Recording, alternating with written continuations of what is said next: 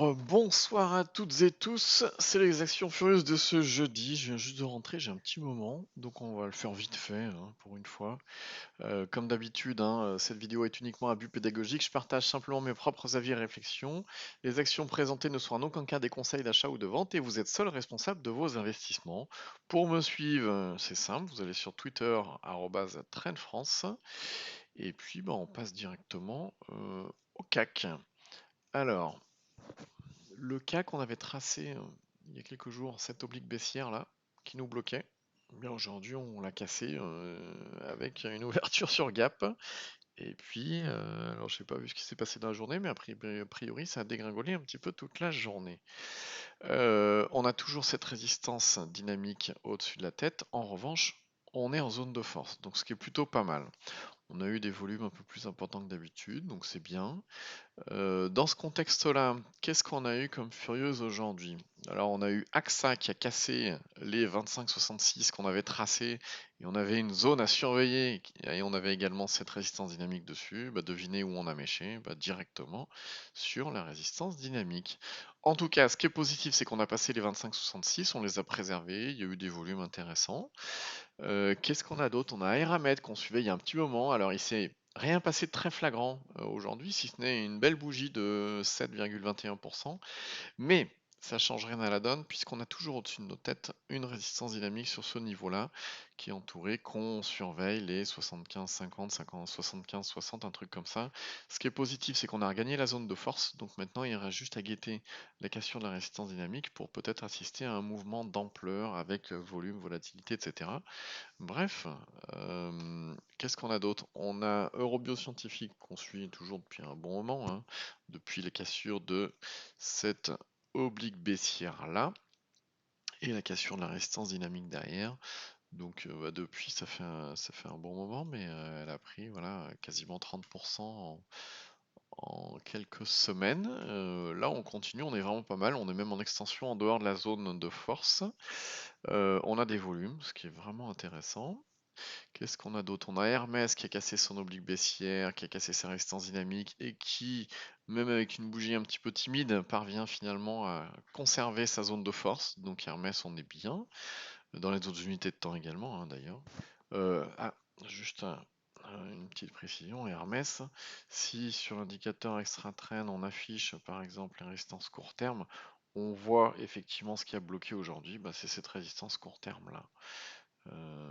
Après, euh, moi je l'utilise assez nu, l'indicateur extra trend, et après en fonction des besoins, j'ajoute la résistance dynamique ou la résistance court terme.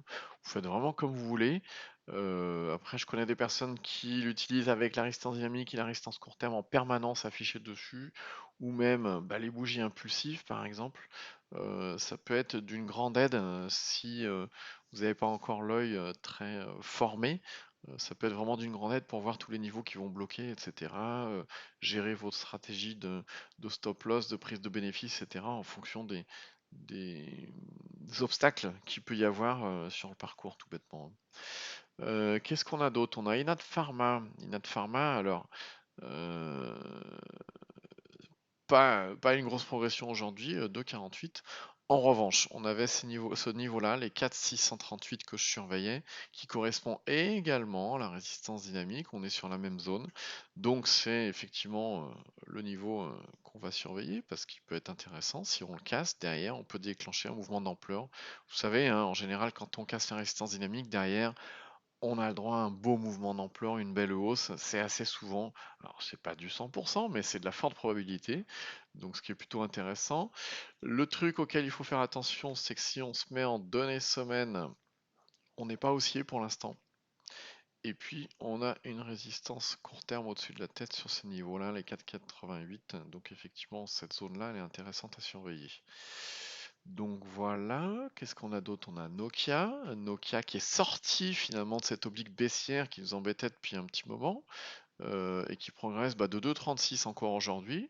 Et puis surtout, on avait tracé, on était sorti effectivement de cette oblique baissière et derrière on avait des mèches, ça méchait le long d'une oblique baissière. Et là aujourd'hui, on l'a cassé avec un beau gap et puis des volumes intéressants, hein. On le voit à chaque fois qu'on casse. C'est pour ça que je vous dis souvent un dernier plus haut ou une oblique baissière. C'est un déclencheur d'impulsion très souvent. Donc oui, effectivement, là, on voit qu'il y a eu des volumes. euh, à partir du moment où on a cassé cette résistance oblique, on avait cette zone-là en surveillance, et effectivement, c'est exactement ce qui s'est passé.